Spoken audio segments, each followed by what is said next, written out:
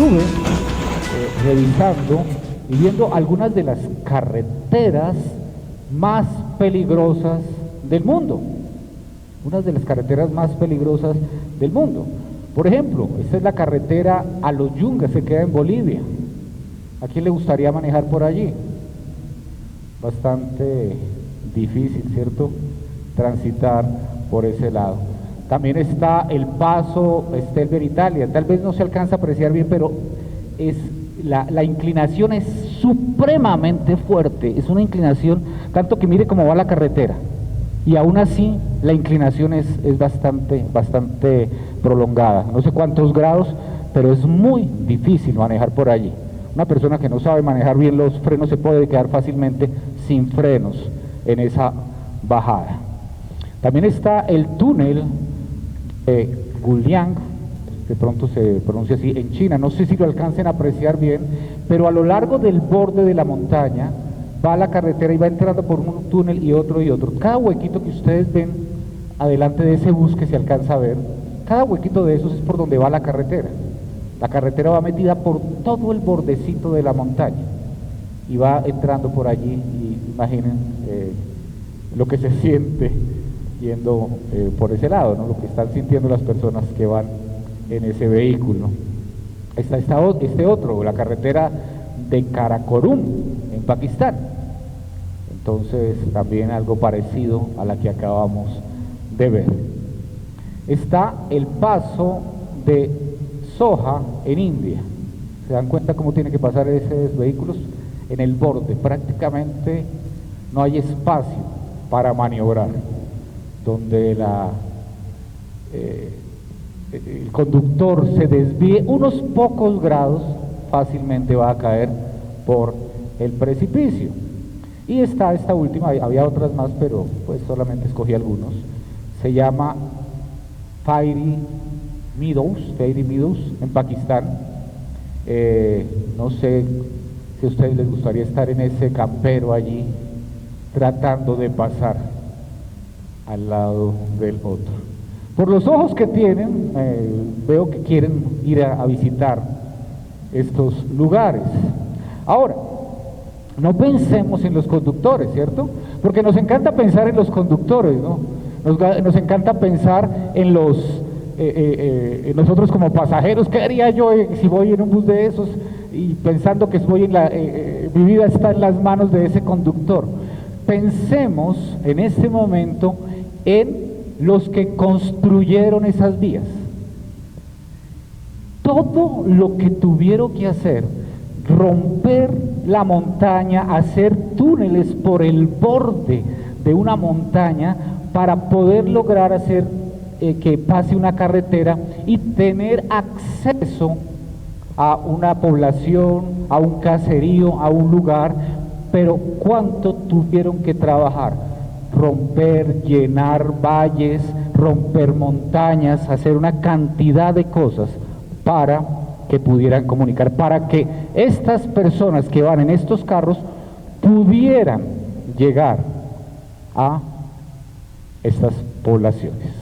Hoy vamos a ir a un texto que está en Mateo, capítulo 3, versículos 1 al 12. Evangelio de Mateo, capítulo 3, versículos 1 al 12. Y no pierdan de vista estas fotos que acabamos de ver. Y vamos a ver un tema bien especial. El tema es preparando el camino.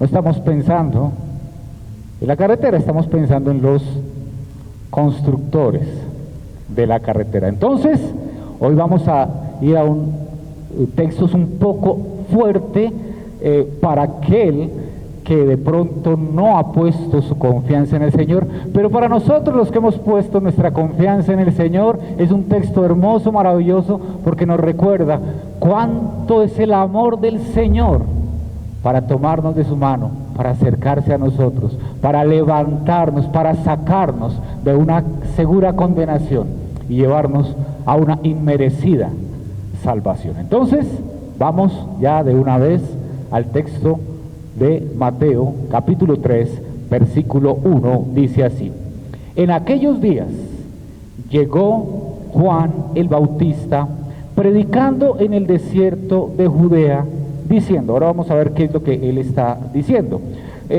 Aquellos días, realmente Mateo no es muy específico, y Lucas, los invito si quieren ver en Lucas en el capítulo 3, los primeros 2 versículos, Lucas se explaya, nos habla del César, nos habla del gobernador Herodes tetrarca, nos habla de Anás y de Caifás, y nos habla de una cantidad de personajes, pero lo que les quiero decir es que en aquellos días tiene un momento histórico específico. Jesús no es una leyenda, no es que no se sepa cuándo nació, ni en dónde nació, ni cómo nació. Hay evidencias históricas en los evangelios del momento exacto, de los días y lugares exactos de dónde y cómo nació Jesús. Jesús no es un mito, Jesús no es una leyenda, Jesús es real, y Jesús realmente entregó su vida por todos aquellos que hemos puesto nuestra confianza en la obra de Él, en la cruz del Calvario. No es una leyenda,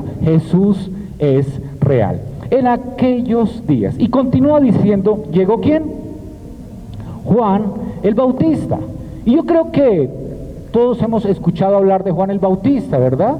¿Recuerdan cómo nació Juan el Bautista o qué pasó antes que naciera Juan el Bautista? ¿De quién era hijo Juan el Bautista, por ejemplo? Elizabeth y Zacarías. En algunas versiones dice Isabel, en otras dice Elizabeth.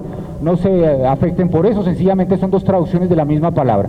Elizabeth y Zacarías. Pero ¿qué sucedía con Elizabeth? ¿Qué había de especial en ella?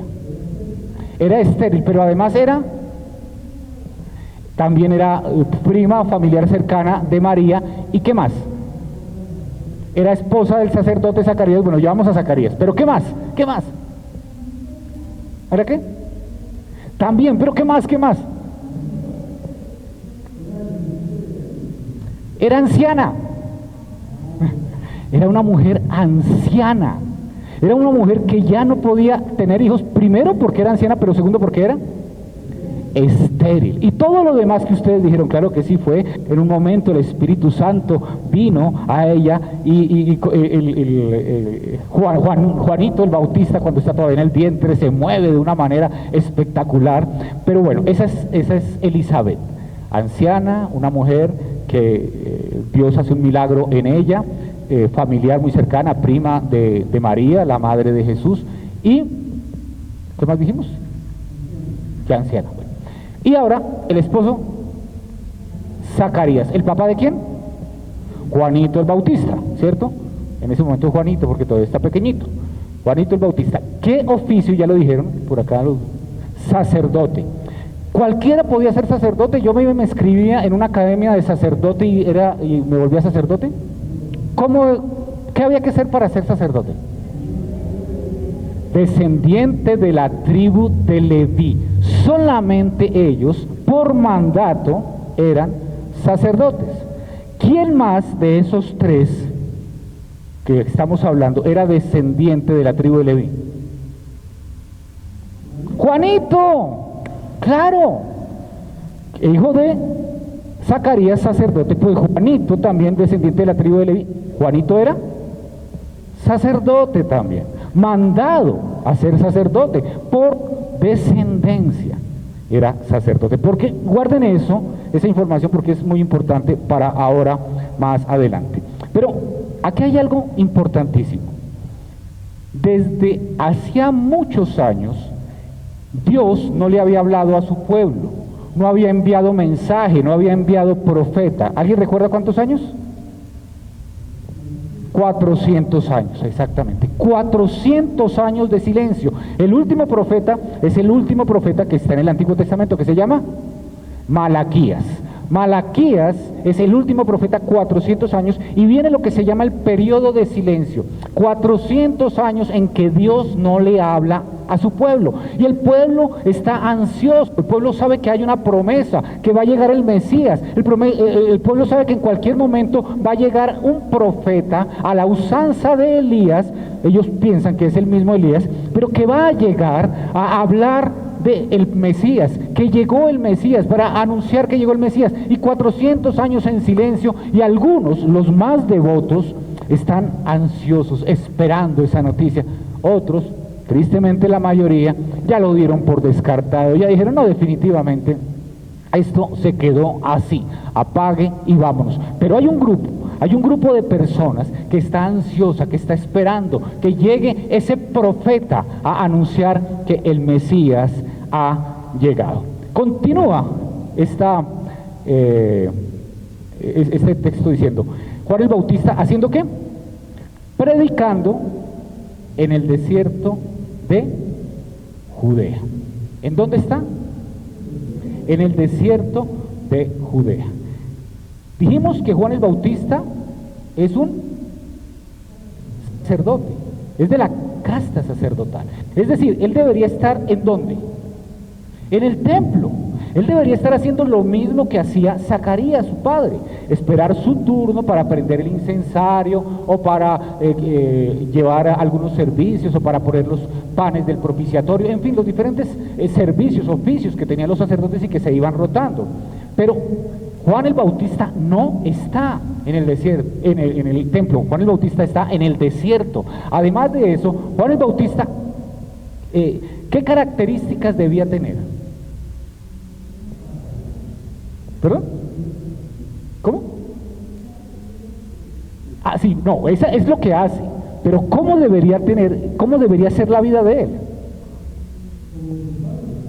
Exactamente, es decir, cómoda, tranquila, con su oficio, con sus vestiduras. ¿Cómo se vestían los sacerdotes?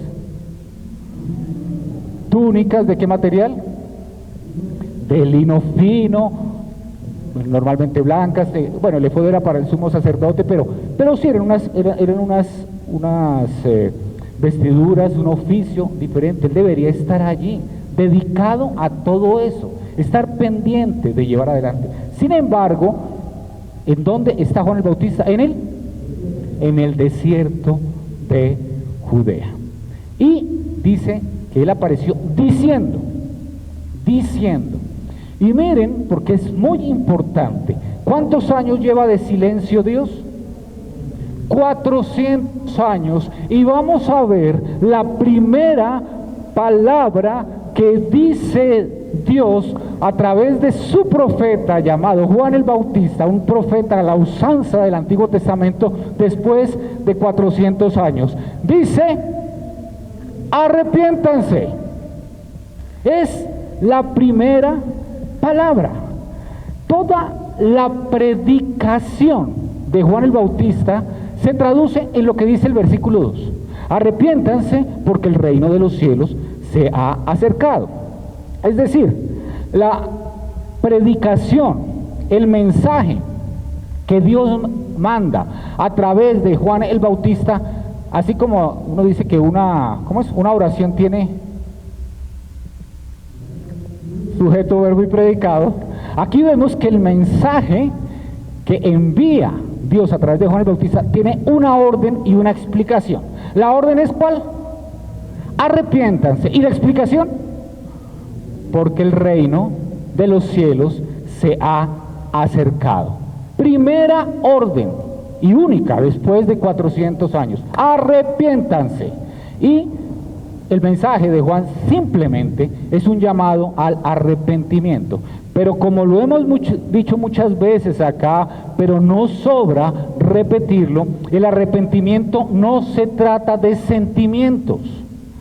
El arrepentimiento no es, oh, cómo estoy de triste por lo que hice, aunque sí incluye los sentimientos, pero eso no es realmente lo importante. Es estupendo sentirse culpable por el pecado, desde luego, claro que sí. Es muy bueno que nos sintamos culpables por el pecado, pero el arrepentimiento no es una palabra de sentimientos, es una palabra que implica acción, porque ¿cuántas veces nos quedamos solamente en el sentir, en el sentimiento?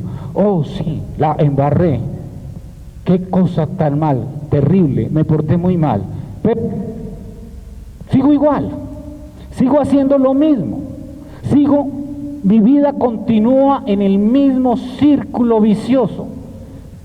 ¿Qué pasó con que me sentí mal? Nada, no me llevó a nada.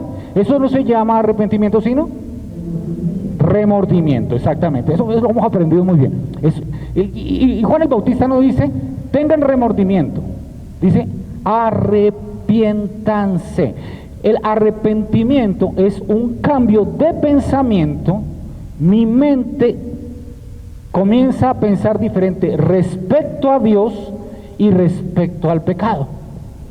Es decir, lo que antes me parecía bueno, me doy cuenta por la acción del Espíritu Santo que es pecado, que es abominación delante de Dios. Y yo pensaba de Dios que es un Dios lejano, que no le importa, o que posiblemente está muy ocupado en otras cosas para atender, cambia mi pensamiento a Él y veo que Dios es un Dios que me ama y que ha provisto todo para que yo pueda salir de ese pecado, de esa condenación y empiece a caminar hacia Él, porque he sido salvado por su obra.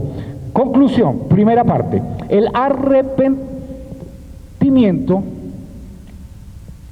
Bueno, me salté esta parte. Orden, arrepiéntase, explicación, porque el reino de los cielos se ha acercado. Conclusión, el arrepentimiento no se trata de sentimientos. El arrepentimiento implica acción. Lo que les está diciendo Juan a las personas que están escuchando, que como vamos a ver ahora van a ser muchas personas que van a llegar a escuchar a Juan el Bautista, es que cambien su manera de pensar. No simplemente que se sientan culpables, no simplemente que digan, sí, yo soy una persona pecadora, sino que haya un cambio de pensamiento, su manera de pensar. Es un cambio que implica cambio de dirección. Sí, hay dolor, pero el dolor no es la parte más importante. El dolor es como la chispa, digámoslo de esa manera. Pero eso no es lo importante. Lo importante es que ese dolor, ese darme cuenta, ese entender que el pecado en el que yo estoy incurriendo me está llevando a una condenación eterna, me hace verlo diferente. El arrepentimiento me hace verlo diferente y cambio de dirección y comienzo a caminar hacia Jesús. Y comienzo a dejar atrás todo aquello que Dios odia, porque he cambiado mi manera de pensar. Entonces, lo importante acá es que es necesario el arrepentimiento para ser discípulos de Jesús. Ojo, no es posible ser discípulo sin arrepentimiento. No es posible. Yo no puedo sencillamente hacer una oración de fe o bautizarme y ya soy discípulo de Jesús. Es necesario que haya un arrepentimiento, es necesario que por la obra de la palabra y del Espíritu Santo yo cambie mi manera de pensar respecto a lo que yo soy respecto al pecado y a lo que yo soy respecto a Dios, y vire y cambie. Si tú me dices que necesitas hablar conmigo, me llamas entre semana y me dices, pastor, yo necesito hablar con usted, listo, yo le digo, listo, te espero en la sede de la iglesia. ¿Qué hay que hacer? ¿Yo necesito decirte que tienes que salir de tu casa? ¿Sí? No, yo solo te digo, te espero en la sede de la iglesia. ¿A qué voy? ¿A qué voy? Miren este gráfico porque es muy importante. Es imposible que tú vengas a la sede si no has salido de tu casa. No puedes. No puedes llegar acá y estar simultáneamente en tu casa.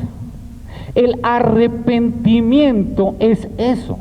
Describe lo que es salir del pecado y dirigirme hacia la voluntad de Dios. No puedo hacer la voluntad de Dios y al mismo tiempo continuar inmerso en el pecado. No puedo ser discípulo de Jesús y simultáneamente vivir una vida que no agrada a Dios. Tengo que salir del uno para poder llegar al otro. No es posible estar en los dos lugares simultáneamente. No podemos ir hacia el reino de Dios a menos que dejemos el reino de los valores mundanos. No se puede. Y esto es algo que tenemos que llevarnos hoy claro, porque creemos que pertenecer al reino de Dios, al reino de los cielos, que ser discípulo de Jesús consiste en unas costumbres externas, en una manera de hablar, en unos rituales, en unas reuniones, y que eso es pertenecer al reino de Dios, cuando no hemos abandonado el reino de los valores mundanos. Y creemos que podemos pertenecer al reino de Dios los domingos, un ratico en la mañana, el día del grupo en casa, y de pronto los miércoles también, y el resto de la semana pertenecer al reino del mundo. No es posible. Tenemos que abandonar los valores del reino mundano para poder dirigirnos hacia el reino de Dios. Las dos situaciones simultáneamente es imposible. Por eso es que Juan dice: arrepiéntanse. Esa es la orden, arrepiéntanse. Ahora, ¿cuál es la explicación? ¿Por qué? Porque el reino de los cielos se ha acercado. ¿Y qué es esto de que el reino de los cielos se ha acercado? Lo hemos hablado muchas veces, creo que fue hace 8 días, hace 15 días lo estuvimos diciendo. ¿Qué es necesario para que haya un reino? Un rey y súbditos. Exactamente, un rey y súbditos. Hay un rey, que es el rey del reino de los cielos. ¿Cómo se llama ese rey? Jesús. ¿Cómo se llama el rey del reino de los cielos? No está convencidos. ¿Cómo se llama el rey del reino de los cielos? Jesús. Es que no se nos puede olvidar, porque el rey del reino de los cielos no es simplemente, como muchos dicen, no, es que es Dios. Sí, es que Jesús es Dios, pero es que cuando yo digo es Dios, me puedo imaginar cualquier Dios. Es más, me puedo imaginar un Dios a mi imagen y semejanza, un Dios muy parecido a mí, un Dios que tenga los mismos valores que yo tengo, un Dios que no le afecten los pecados que a mí me gustan. Pero ese no es el rey del reino de los cielos. El rey del reino de los cielos es el Jesús que está aquí en la palabra de Dios. Ese es el rey del reino de los cielos. Y lo que está diciendo Juan es: el reino de los cielos se ha acercado. ¿Por qué tienen que arrepentirse? En la época de Jesús y aún hoy, cuando va a llegar una persona muy importante a un pueblo, a una población pequeña, normalmente ¿qué se hace? Claro, los que trabajan en poblaciones pequeñas lo arreglan, ¿cierto? Barren, que la entrada, pues si hay unos huequitos, pues pavimentenlos para que el presidente no se vaya a ir, en vez de hacer lo contrario, ¿no? Que se dé cuenta que cómo está la ciudad de mal. No, aquí hacemos lo contrario, y en esa época de Jesús también. Lo que sucedía normalmente es que mandaban adelante, el rey mandaba adelante un heraldo que anunciaba: viene el rey, dentro de tantos días viene el rey. Pero también enviaba una comitiva. ¿Para qué?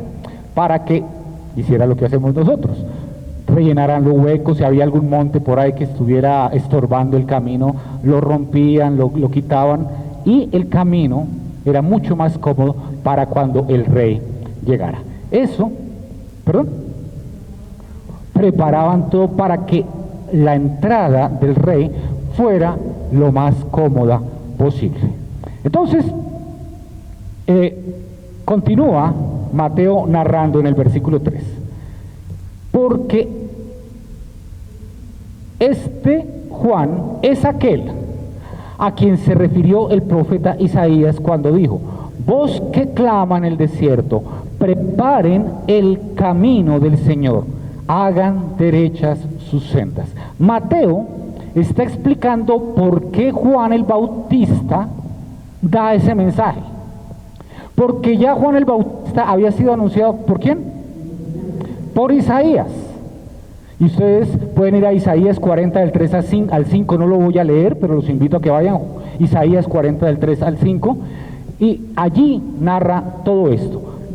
Quiero mejor leerles una versión ampliada, una versión explicada de este mismo Mateo 3:3. Dice así: porque este Juan es aquel a quien se refirió el profeta Isaías cuando dijo: una voz clama en el desierto, prepárenle el camino al Señor, háganle sendas derechas, ábranle camino, que nada le estorbe a su paso. Lo que habíamos hablado, alisten el camino. Así como los reyes orientales y los reyes de la época enviaban a estas personas para que alistaran el camino, para que lo pusieran bonito, lo que está haciendo Juan es preparando el camino. Juan el Bautista, por medio de este mensaje, arrepiéntanse porque el reino de los cielos se ha acercado, está preparando el camino del rey. De ese rey que ya está entrando en escena, de ese rey que en apenas unas semanas va a llegar allí mismo donde está Juan el Bautista bautizando, y va a entrar en escena y va a ser presentado por Juan el Bautista. Ese es el rey. El reino de los cielos se ha acercado. Dice Juan el Bautista: yo estoy aquí preparando, ¿qué caminos? ¿Cuáles serían los caminos en este caso? Sí, no, ¿cuál sería el camino? Está predicando. No, para que llegue el rey, ¿cuál sería el camino que está preparando con esta predicación?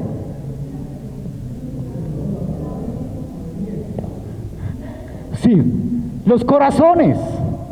Está preparando, está haciéndole entender al pueblo de Israel que son pecadores, que tienen que arrepentirse, que están viviendo una religión fría, que están viviendo una religión de costumbres externas, que están teniendo unas prácticas muy bonitas y muy elegantes, pero que tienen que arrepentirse, que eso no sirve absolutamente de nada. Los oídos y las mentes de estas personas estaban endurecidas, estaban como piedras, estaban como rocas que tenían que ser rotas. Esos corazones debían cambiar por medio de este llamado al arrepentimiento, para que se rompieran esos corazones duros y estuvieran listos para recibir a ese rey que ya venía en camino. Entonces, lo que Juan está haciendo es diciéndoles: hey, el rey está llegando, el rey está aquí, apenas a poca distancia, alisten el camino, preparen, allanen los caminos. ¿Y cuáles son los caminos para su vida? Su corazón debe cambiar, su mente debe cambiar, tienen que dejar de caminar como están caminando y girar, arrepentirse y empezar a caminar hacia ese rey que ya viene en camino. Arrepiéntanse. Para encontrarse con el Rey Jesús es necesario preparar el camino. ¿Cómo? Con arrepentimiento. Lo repito, para encontrarse con el Rey Jesús es necesario preparar el camino con arrepentimiento. Es necesario. Vamos al versículo 4. Y él, ¿quién es él? Ahí lo dice. Juan tenía un vestido de pelo de camello y un cinto de cuero a la cintura, y su comida era langostas y miel silvestre. Juan el Bautista ¿era qué? Ya lo vimos antes. Sacerdote. Debía estar comiendo en el templo, debía estar comiendo de la carne de los sacrificios, porque parte de la carne de los sacrificios era para el consumo de los sacerdotes. Los sacerdotes consumían flor de harina, es decir, una parte de la harina procesada que era para ellos. Eso lo consumían ellos. Sin embargo, vemos a Juan el Bautista que come langostas. Ahí está no se les hace agua la boca de ver esas langostas para el almuercito de hoy. Ese era lo que él comía: langostas, grillos, saltamontes, un poquito más grandes que los que vemos nosotros aquí en nuestros alrededores, los de allá son grandecitos, y miel silvestre. Eso era lo que él comía. Juan el Bautista no está en el templo. Juan el Bautista está en el desierto, a la usanza del desierto. Juan no era un hombre sofisticado. Juan no era un hombre elegante. Juan el Bautista era un hombre rudo. Juan el Bautista era un hombre que se había negado a todo para acudir al llamado de Dios. Él mostraba, al igual que lo mostró Elías en el Antiguo Testamento, que él no estaba aquí para hacerle la fiesta a los ricos, a los poderosos, sino que él estaba ahí precisamente para ponerle coto, para denunciar el pecado, y que no se iba a dejar comprar por nada de este mundo. Por eso es la invitación que hace Juan el Bautista. Juan el Bautista en su personalidad, es más, Juan el Bautista en su manera de vestir, eso lo pueden encontrar, no lo vamos a leer, en el segundo libro de Reyes, capítulo 1, versículo 8, vemos que Juan el Bautista se vestía como Elías. Elías también se vestía de pelo de animal y tenía un cinto de cuero, igual que Juan el Bautista, igual que Elías. Dice los versículos 5 y 6. Entonces Jerusalén, toda Judea y toda la región alrededor del Jordán acudían a él, y confesando sus pecados eran bautizados por Juan en el río Jordán. ¿Qué hacían ellos cuando llegaban a donde Juan el Bautista? Confesaban sus pecados. Confesar el pecado es parte del arrepentimiento, porque si no hay confesión de pecados, pues porque no nos hemos dado cuenta que somos pecadores. Así de sencillo. El arrepentimiento es un cambio de pensamiento respecto al pecado y respecto a Dios. Antes yo chismoseaba, o mentía, o robaba, o adulteraba, y me parecía que no era tan malo. Pues es un gustico que yo me doy. Además, a quien no le gusta propagar un buen chisme, a quien se va a dar cuenta que yo me llevo 2 hojitas de papel de mi trabajo a la casa. Eso, no voy a quebrar a la empresa por eso. O una canita al aire. Lo veíamos como algo que podía pasar, que todo el mundo lo hace, porque yo no lo voy a hacer. Pero cuando hay un arrepentimiento, cambia mi pensamiento respecto al pecado. Por eso viene la necesidad de confesar, de decirle: Señor, yo hago esto. Señor, yo acostumbro esto.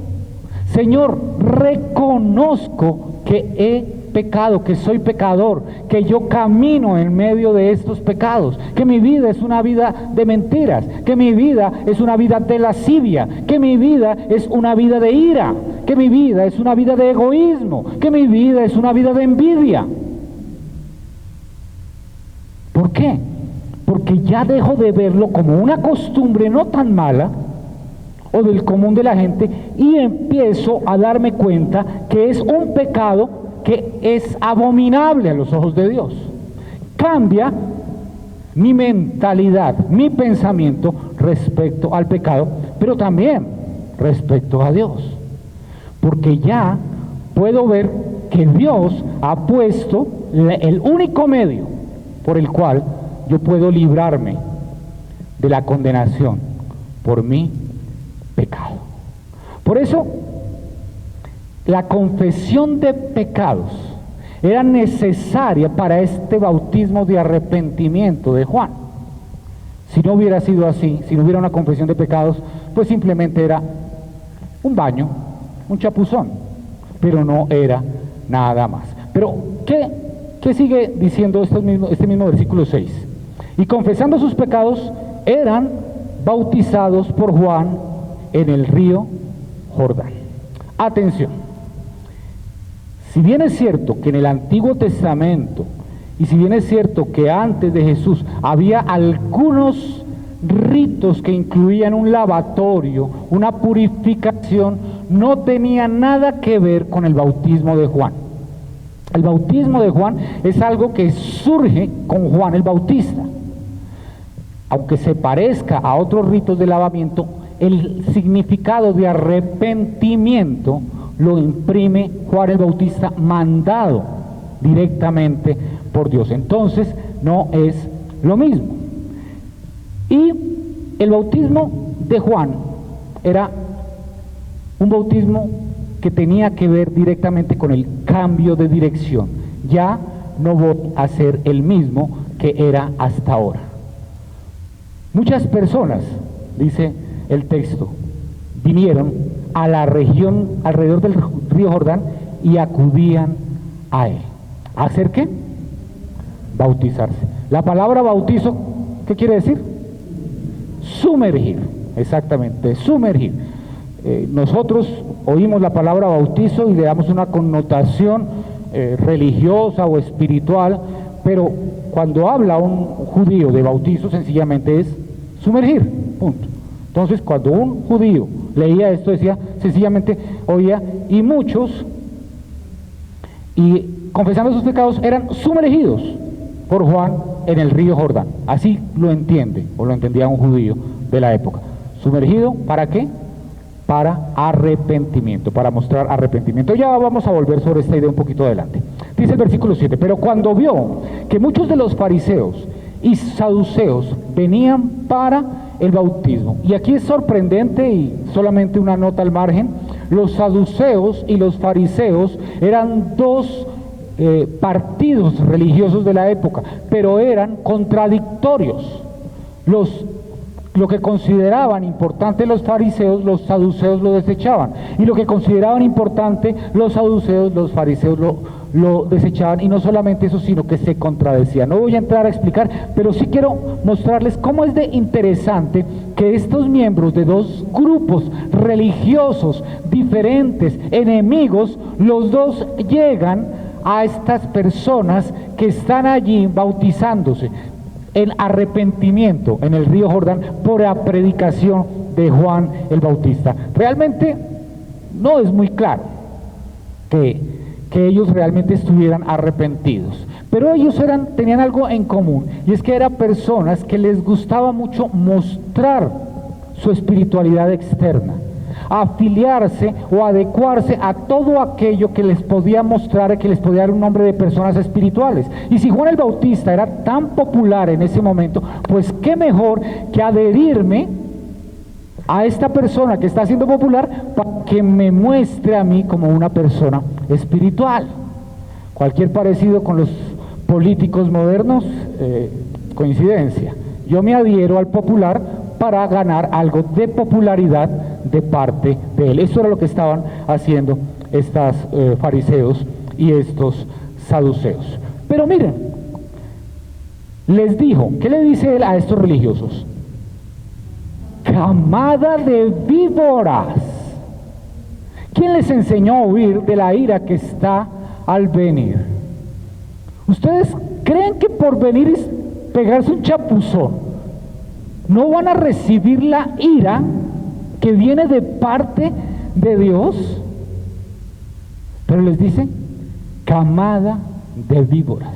Y para que no sea yo el que les explique qué quiere decir camada de víboras en este contexto de los judíos del primer siglo, pues vamos a ver que la misma Biblia nos explique. Ahí en Mateo 12, del 33 al 35, está la explicación perfecta, no tengo que decir nada más. Dice así, si tienen un buen árbol, su fruto es bueno. Jesús está hablando con los fariseos y les dice, si tienen un buen árbol, su fruto es bueno. Si tienen un mal árbol, su fruto es malo. Al árbol se le reconoce por su fruto. ¿Y qué dice después? Camada de víboras. ¿Cómo pueden ustedes, que son malos, decir algo bueno? De la abundancia del corazón habla la boca. El que es bueno, de la bondad que atesora en el corazón, saca el bien. Pero el que es malo, de su maldad saca el mal. ¿Qué es camada de víboras? Malos, perversos, así se quieran mostrar buenos. Eso que les está diciendo Juan el Bautista.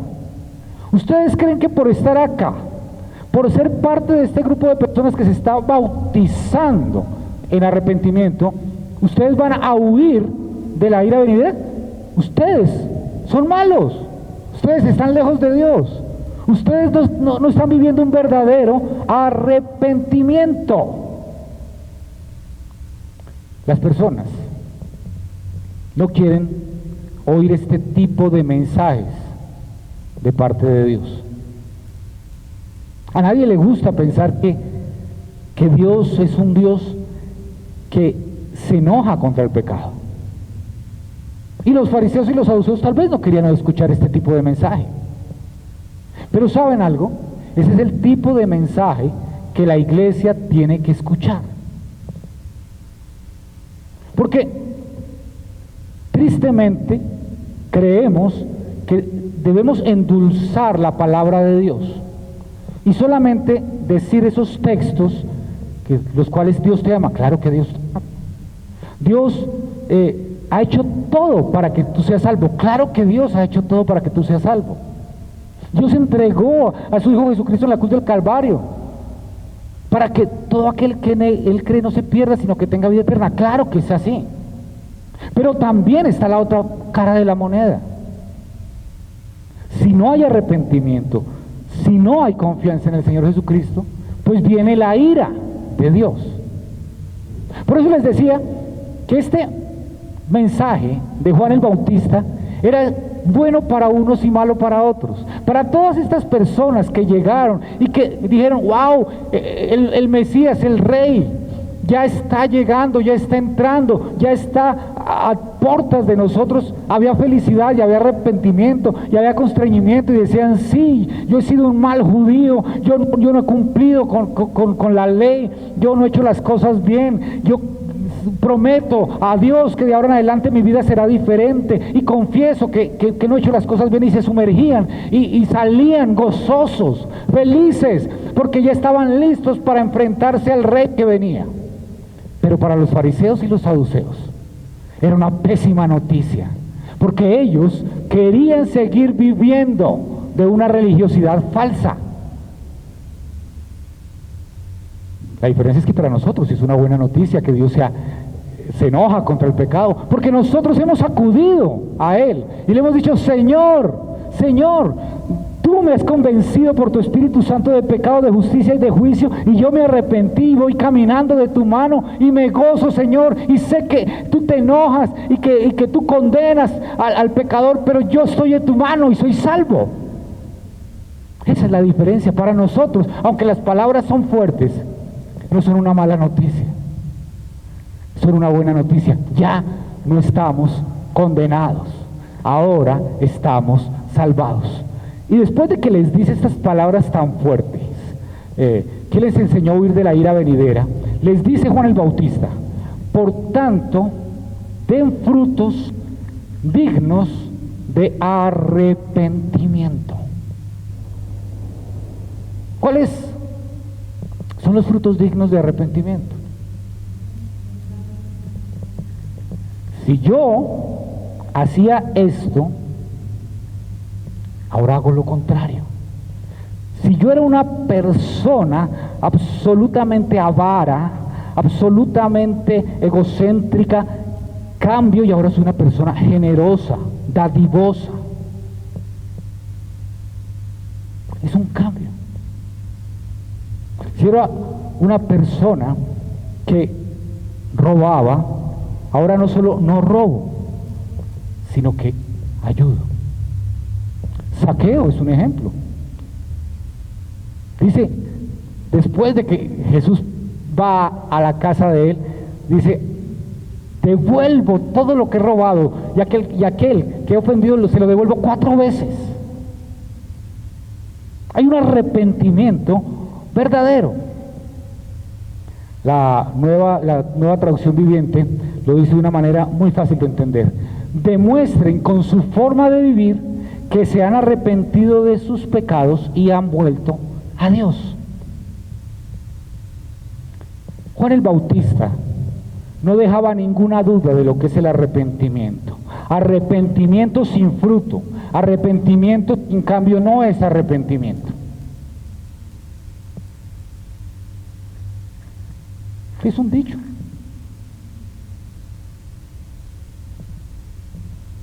Por eso es que podemos engañar a todos menos a nuestra familia, porque el que vive con nosotros sí sabe cómo somos nosotros, sí sabe si hemos cambiado o no hemos cambiado. Ese sí sabe quiénes somos nosotros. Continúa el versículo 9. Y no piensen que pueden decirse a sí mismos: tenemos a Abraham por padre, porque les digo que Dios puede levantar hijos a Abraham de estas piedras. Rápidamente, un judío pensaba que por ser judío, que por ser descendiente de Abraham ya no tenía ningún problema. Estoy bien con Dios, todo correcto. Haga lo que haga, yo soy hijo de Abraham, yo soy judío, y punto. Versículo 10. El hacha ya está puesta a la raíz de los árboles. Por tanto, todo árbol que no da buen fruto es cortado y echado al fuego. No solo el reino de los cielos ya está cerca, sino que también ¿qué? El hacha ya está puesta. Y este cuadro para un árbol pues es un cuadro asustador, ¿cierto? Si ustedes son ese árbol, pues no les gustaría tener esa hacha cerca. Pero el hacha está cerca de ¿quién? ¿De cuál árbol? Del que no da fruto. ¿Fruto de qué? De arrepentimiento. ¡Wow! No es fruto de que es el fruto amor, gozo, paz, paciencia, bondad, benignidad, mansedumbre, temple. Sí, yo creo que no. Es fruto de arrepentimiento. Es fruto de cambio de vida. Es fruto de que lo que yo hacía, no solamente ya no lo hago, sino que voy en el sentido contrario. Salí de la casa de los valores del mundo y me dirijo hacia los valores del reino de Dios. ¿Hay fruto de arrepentimiento? No lo hay. El hacha está cerca porque no estás dando fruto y el árbol improductivo se corta. El árbol improductivo se corta. ¿Y se corta y qué más?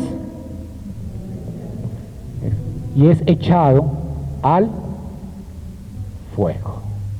Lo que está diciendo es: el tiempo de actuar ya pasó. Ya tuvieron el tiempo de arrepentirse.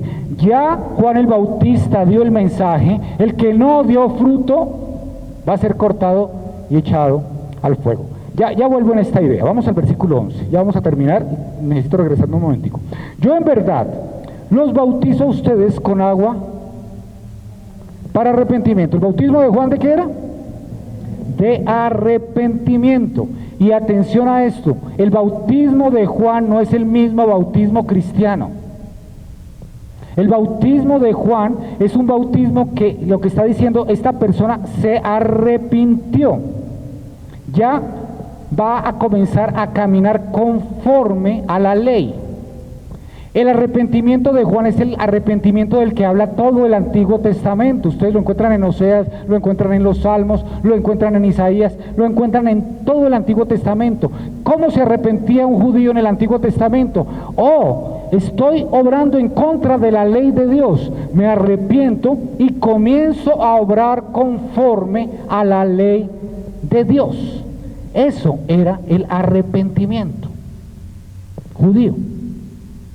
Es decir, tenía que ver con el antiguo pacto, la ley.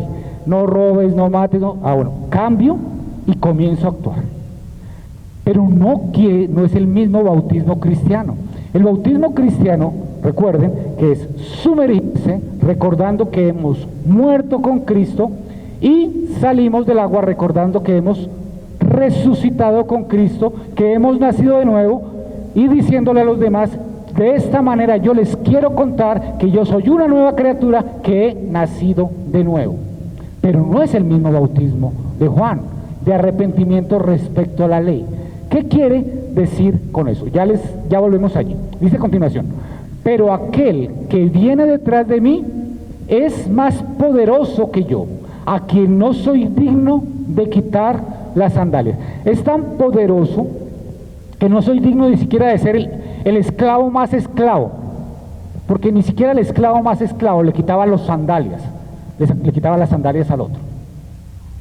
Es decir, al lado de él yo no soy nada, al lado de él yo soy peor que un prisionero, porque él es tan grande que yo no soy digno ni siquiera de hacer con él el acto más humilde de quitarle las sandalias.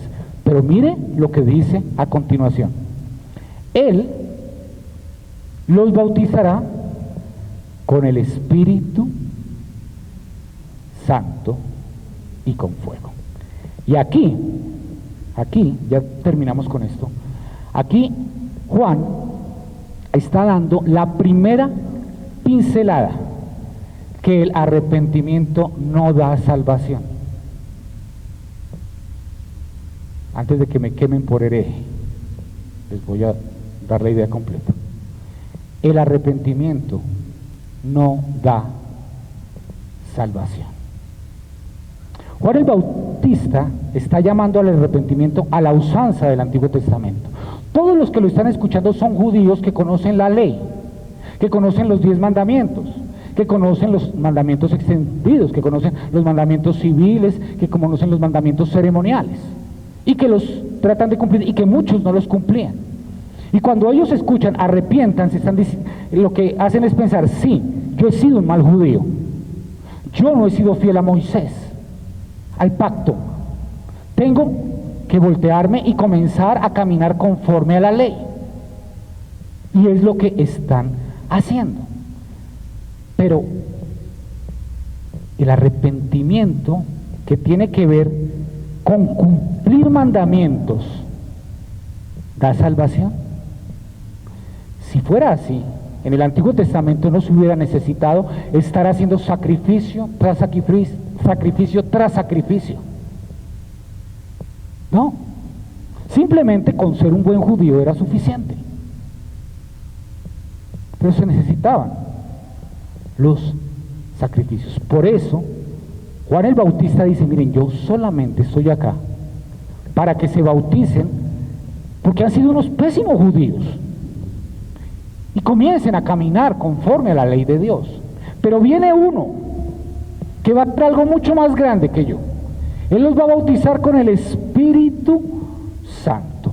Y así como Juan el Bautista pone la primera pincelada de ese enorme cuadro de la salvación, Jesús, cuando Juan el Bautista sale de escena, va a dar completo el cuadro de lo que es la salvación. Y esto es algo maravilloso, es algo hermoso, es algo precioso, es la mejor noticia de todas. Jesús, en su primer sermón, en sus primeras palabras, después de que sale Juan el Bautista de escena, lo dice claramente. Después, Marcos capítulo 1, versículos 14 y 15, después que Juan había salido encarcelado, es decir, sale Juan, Jesús vino a Galilea predicando el evangelio de Dios. ¿Y qué fue lo que predicó? Ojo, el tiempo se ha cumplido, decía, y el reino de Dios se ha acercado. Hasta ahora, lo mismo que dijo Juan, ¿verdad? Arrepiéntanse, lo mismo que dijo Juan. ¿Y qué? Y crean en el evangelio. Completa el cuadro. Completa el cuadro. No es suficiente con ser buena persona, no es suficiente con cumplir los 10 mandamientos, porque ni siquiera los vas a poder cumplir. Tienes que creer en el evangelio, en la buena noticia, que Jesús vino, murió en la cruz del Calvario por ti, y de esa manera, al confiar tu eternidad en esa verdad, pasas de muerte a vida. No importa lo mucho que te arrepientas, porque ¿cuántos alcohólicos conocemos arrepentidos? ¿Van a Alcohólicos Anónimos? ¿Cuál es el primer paso? ¿Recuerdan de un alcohólico? Reconocer. Reconozco que soy alcohólico. Y comienzan los pasos, no lo sé, yo solo me sé el primero. Y comienzan los pasos. uno tras otro, para ir dejando atrás el alcohol y comenzar una nueva vida. Eso es arrepentimiento. ¿Cuántos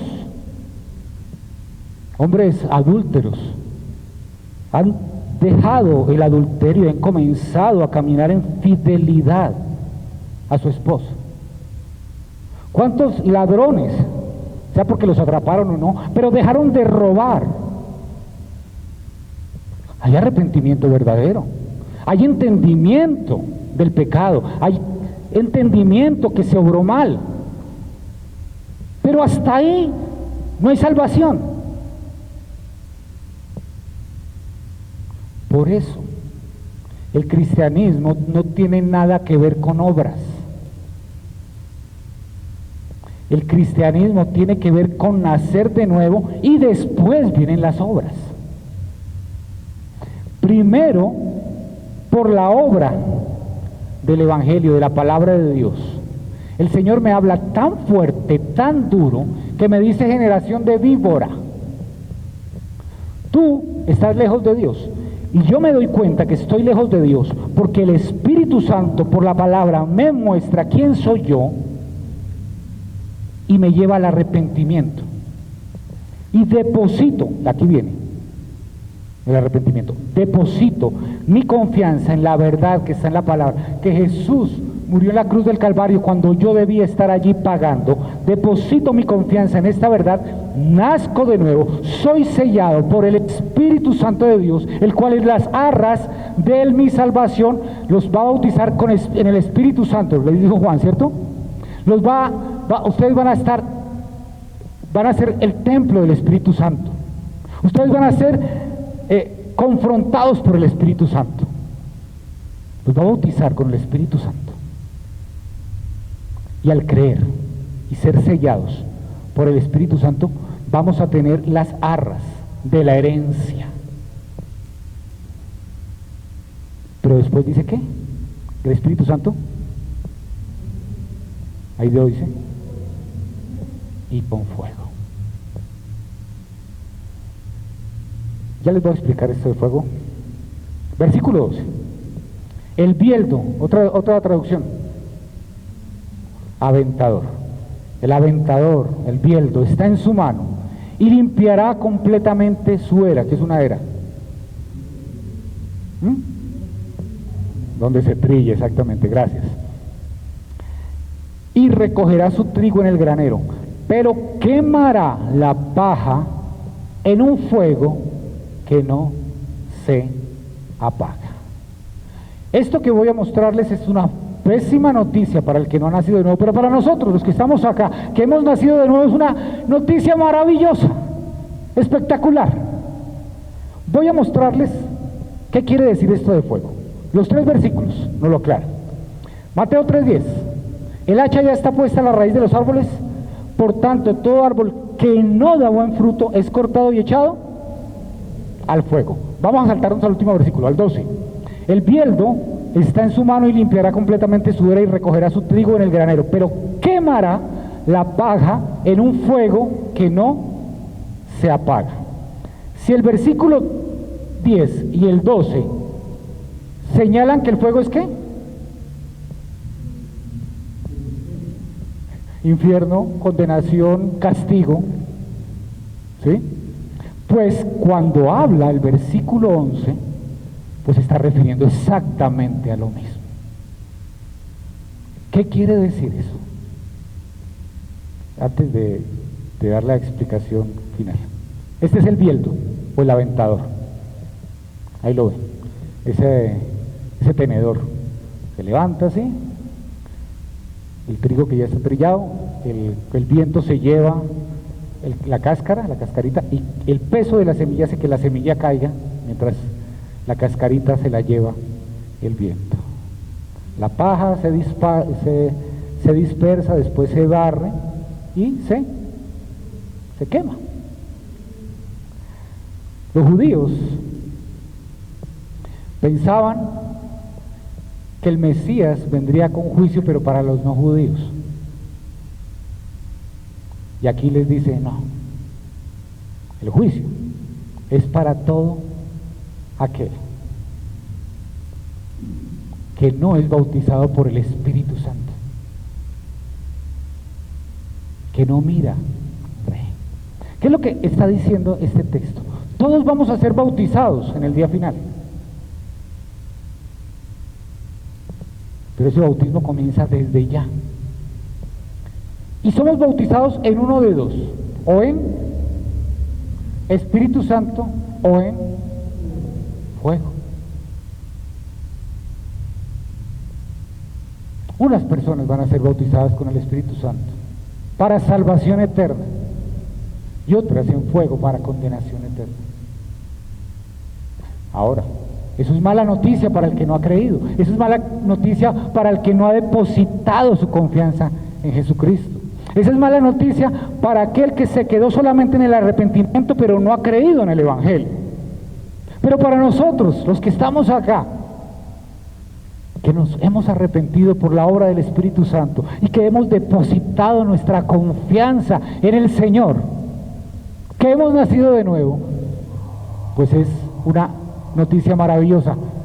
Gloria a Dios, estamos sellados por el Espíritu Santo, estamos bautizados por el Espíritu Santo y seguiremos por toda la eternidad salvos de la mano del Espíritu Santo. Eso es maravilloso. Conclusiones.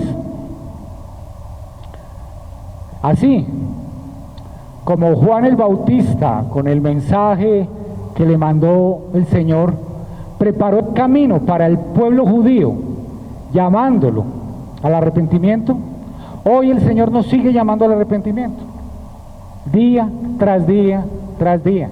Así hayamos nacido de nuevo, cada día el Señor, por su palabra, nos llama a que volvamos cada día a Él, a que dejemos aquello en lo que seguimos tercamente haciendo y volvamos nuestra vida hacia Él. Y como siempre les digo al finalizar los domingos, revisémonos.